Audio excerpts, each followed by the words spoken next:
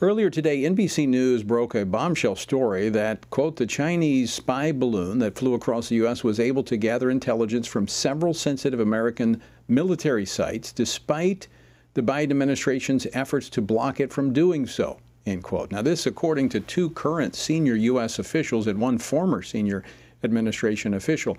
It also, this directly contradicts the previous claims of the president. Joining me now to discuss this and more is Colonel Grant Newsham. He is a senior fellow with the Center for Security Policy's retired Marine who served in the Indo-Pacific for decades, including in intelligence and liaison roles. As a U.S. Foreign Service officer, he covered a number of regions, including East and South Asia. Colonel, welcome to Washington Watch. Semper Fi. Oh, well, thank you. Very glad to be here today. So what do you make of today's NBC News reports and how it contradicts the messaging of the Biden administration? Oh, I'm not surprised. The spy balloon was really just one part of a much larger, broader Chinese espionage effort against the United States. What did stand out, however, was, I'm afraid, and I don't take any pleasure in saying it, was the administration's practically incoherent response to it. Their explanations for what was happening were contradictory.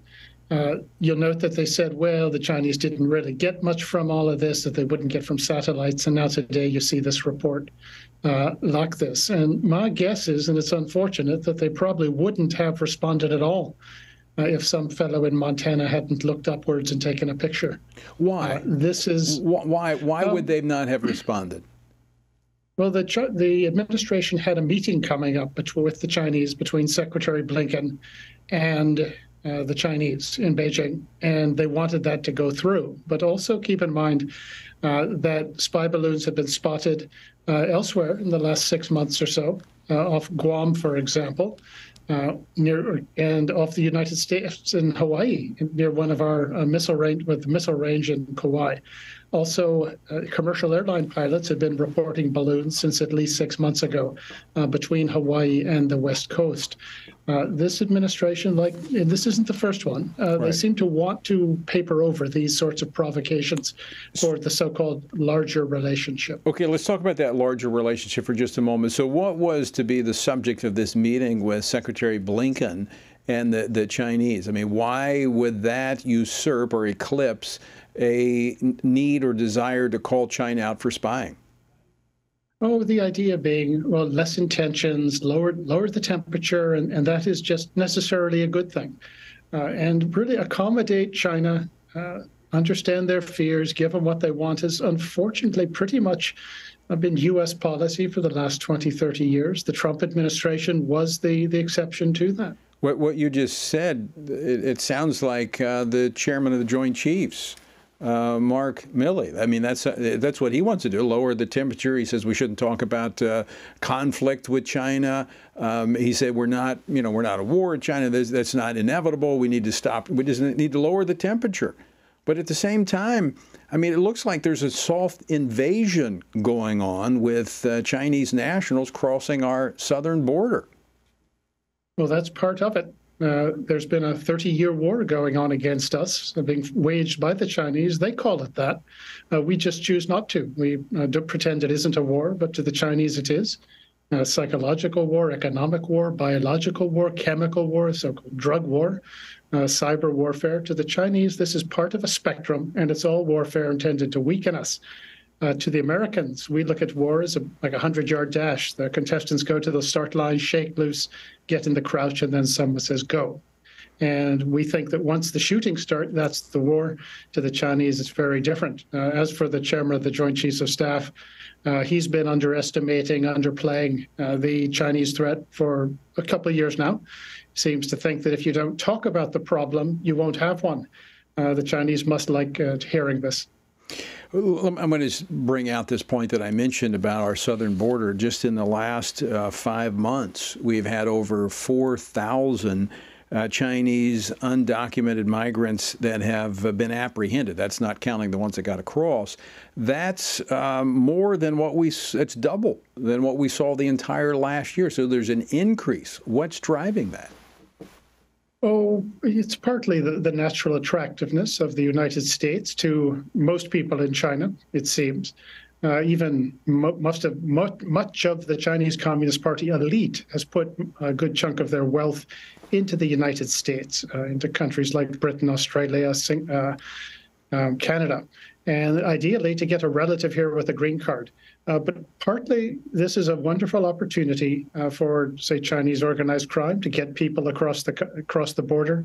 Also, the Ministry of State Security. If you get people across, you have a potential platform for spying, espionage, and other harmful activity should the time come. So it's a combination of things. All right, I want to go back for a moment to this spy balloon. Based on your experience, what kind of data would the Chinese Communist Party have been looking to collect, and what might they have gotten?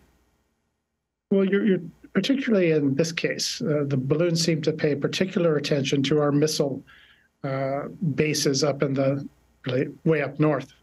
And if you get a clearer picture of the electronic activity, the electronic signatures, once you learn how to evade them, get around them, potentially to decrypt them, understand them, and you're getting a better sense of your target. So when the time comes, you can avoid what it's going to do to you, or you can do something to it more clearly. Also, this potentially was helping with targeting for the Chinese missiles.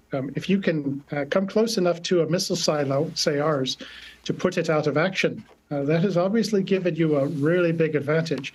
And missile targeting is it's an art, and the more information you have, the better. And I've heard that this was actually one potential use or activity of the spy balloon. Think of it as improving the targeting of their long-range ballistic missiles so they can come closer to these targets that they want to hit and we don't want them to hit. Now, the Biden administration, when this was floating across the country, said they were able to scramble the signals so that they couldn't get through. But now it appears that the report was not accurate, that some of this information, this sensitive information, was in fact transmitted back to China.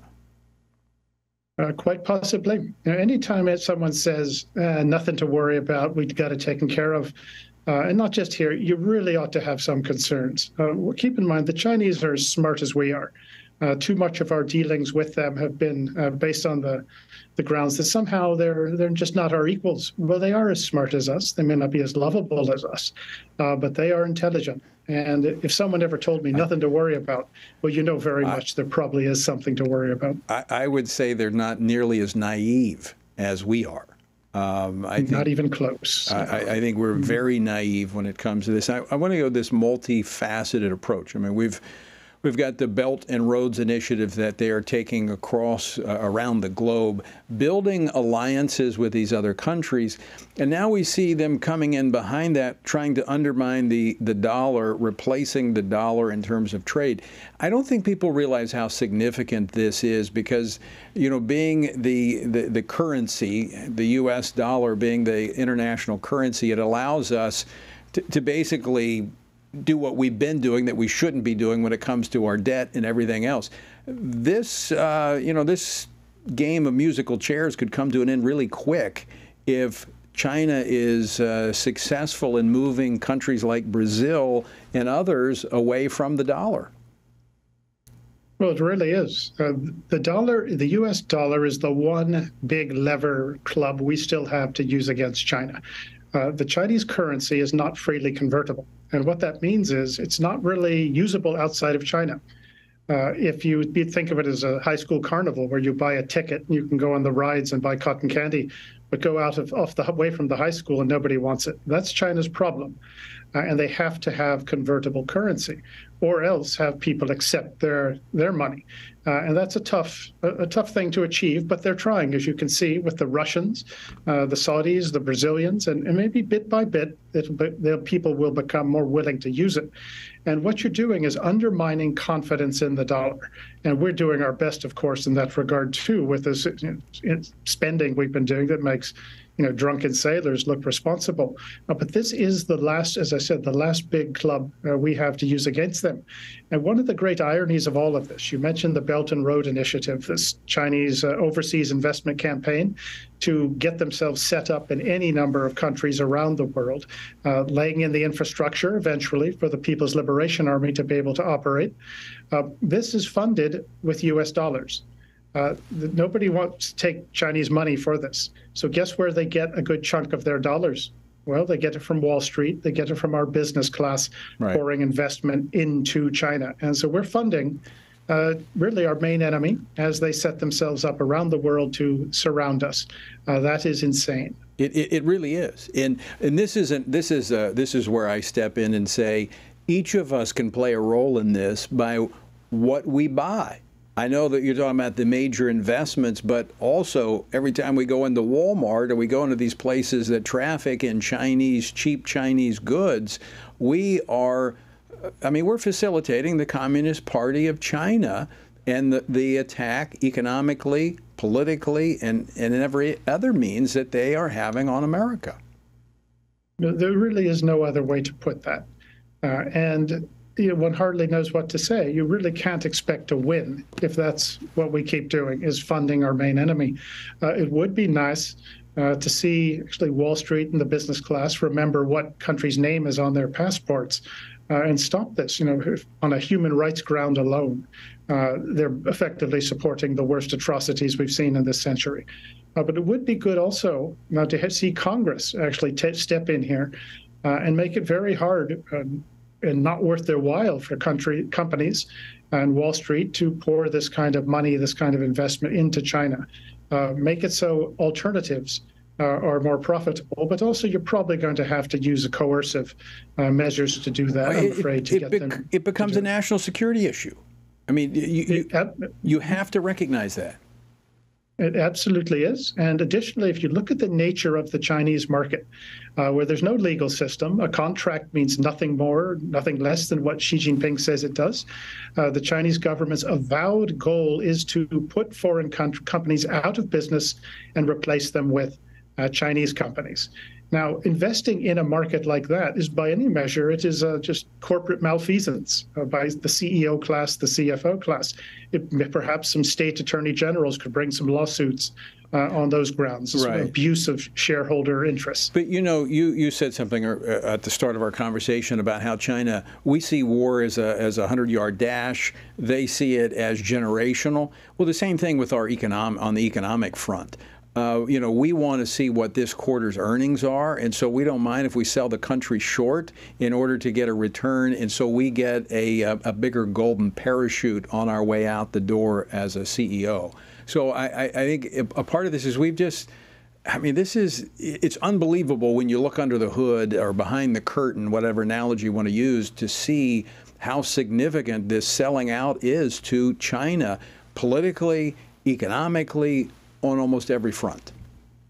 It really is. And when the history of this is written, assuming we win and writing the history, I think people will be aghast at what they have seen our business class, our financial class do, and too much of our political class do to sell out this country to China.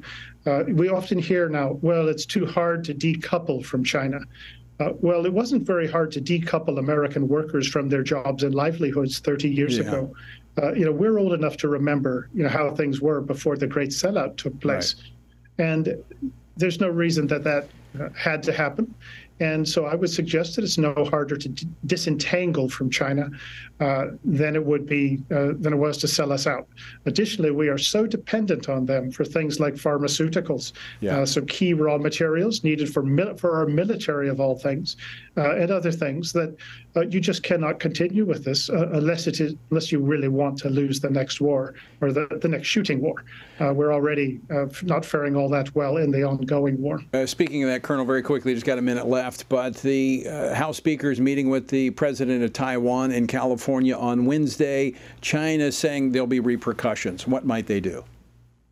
Well, they always say there's going to be consequences or that we're going to pay for it. Well, James Lilly, who was the very well-respected ex-CIA officer, ambassador to China even, he said, well, first the Chinese try to scare you, then they try to bribe you, and after that, they're stumped.